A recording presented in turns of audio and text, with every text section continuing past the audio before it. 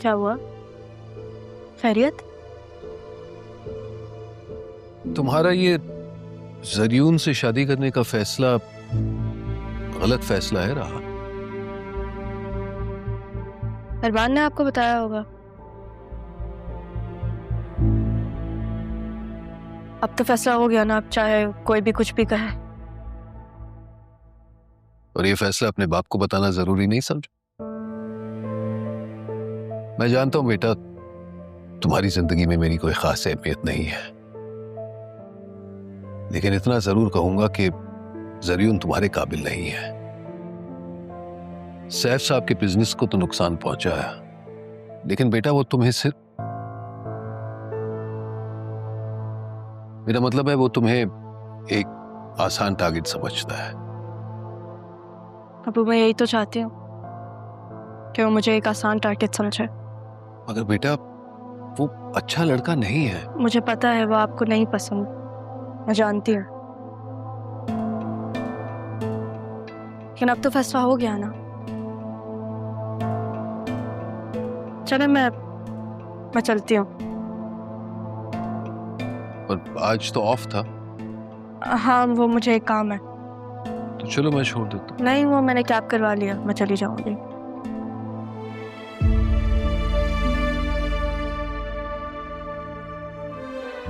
अब्बू,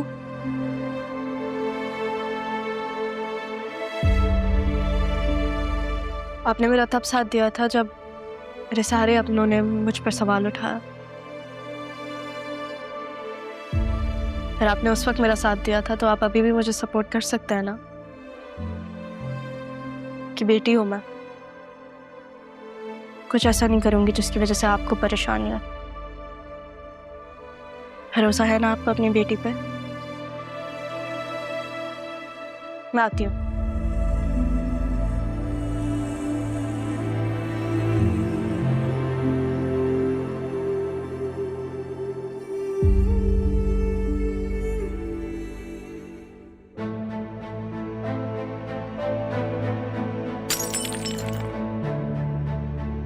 क्या हुआ है? क्यों क्यों तोड़ दी है?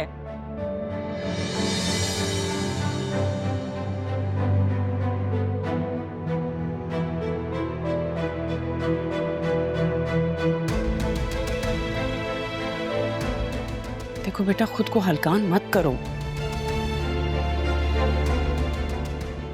उस राहा को भी तो देखो, तुम्हारी जिंदगी में कांटे बिछाकर कैसे जरियून के साथ घूमती फिरती है।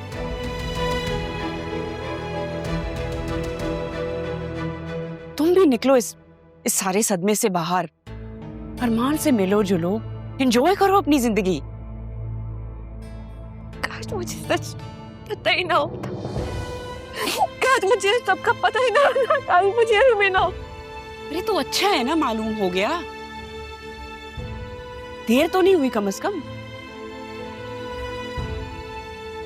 अच्छा है ना मामा, कम से कम इस तरह मैं खुद को अकेला रहने का आदी तो बना लूंगी। अल्लाह ना करे, खबरदार जो ऐसी तुमने उल्टी सीधी बात की तो। तुम क्यों अकेली होंगी, तुम्हारी माँ है ना साथ।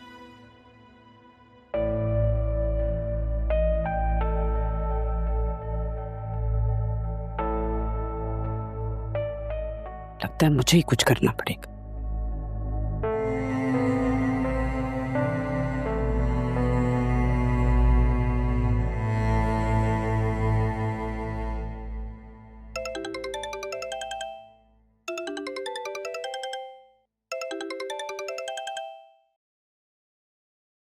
अस्सलाम वालेकुम।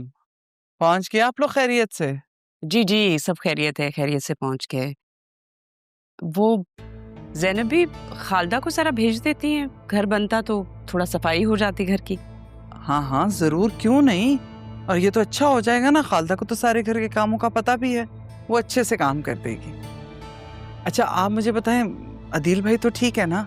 जी जी, अदील तो बिल्कुल ठीक है, बल्कि बहुत खुश थे। बस मेरी बतूल घर आके ना बहुत परेशान है, रो रही थी बहुत, अभी भी बहुत रो रही है। ज़ैनब भी मैं सोच रही थी अगर ये मुमकिन हो तो हम अरमान और बतूल की शादी जल्द से जल्द कर दें। क्या ये मुमकिन है? जी ये तो आपने मेरे दिल की बात कर दी। आप जानती हैं अरमान भी यही कह रहा था कि जैसे ही आप लोग शिफ्ट कर जाएंगे हम बकायदा आपके घर आएंगे। चलिए ये तो फिर बहुत अच्छा है ना, बल्कि ये करते हैं ना कि हम जिस दिन ज़रियून और राहा का निकाह होगा उसी दिन इन दोनों का भी करते हैं, ताकि उन्हें भी तो पता चले कि हमारे बच्चे भी किसी के मोहताज नहीं है और ना ही इन्हें किसी चीज़ की कमी है। क्या कहती हैं आप? ठीक कह रही हैं वैसे आप। अब खैर अगर किसी भी चीज़ की ज़रूरत हो तो मुझे बताइएगा। मैं तो सोची थी क्यों ना खाना बनाकर भिजवा दूँ आपको। Thank you.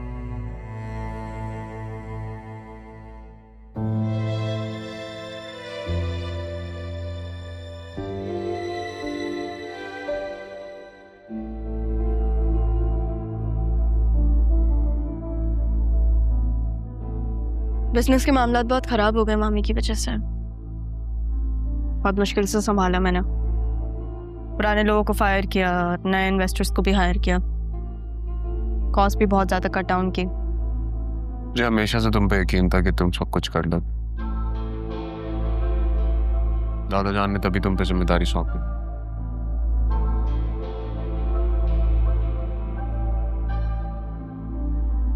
मामू जान तो चेयरमैन है ना, उन्होंने कुछ नहीं कहा तुमसे? नहीं,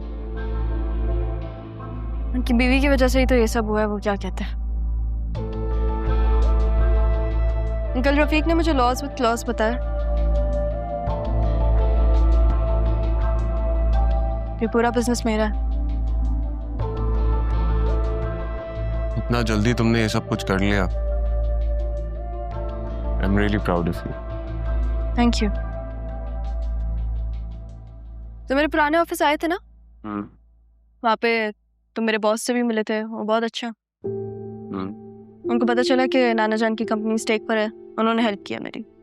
खैर ये सारी बातें छोड़ो, मुझे बताना था कि हमारा निकाह सैफ हाउस में ही होगा। वो तो गिर भी पड़ा हुआ, आंटी ने तो घर भी मेरा हो गया। तुमने बिल नहीं देखा? अब मामू जान का कुछ नहीं है, सब मेरा है। वाह, तो अब तुम्हें नहीं लगता अरमान कोई इशू करेगा? इसलिए तो मुझे अच्छे लगते हो ज़रियून, हर बात को सोचते हो तुम, स्मार्ट हो तुम। जो पता है कि बतूल की खातिर अरमान शायद तुम्हें नुकसान पहुंचाने की कोशिश करे,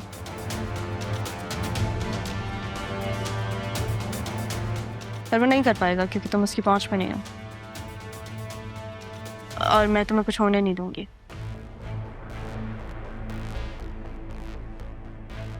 इसे ये लो, तुम्हारी जमानत के पेपर्स। जब तुम इस पे साइन करोगे तो हमारा निकाह होगा, और तब अरमान क्या कोई भी तुम्हें कुछ भी नहीं कह पाएगा। साइन करो।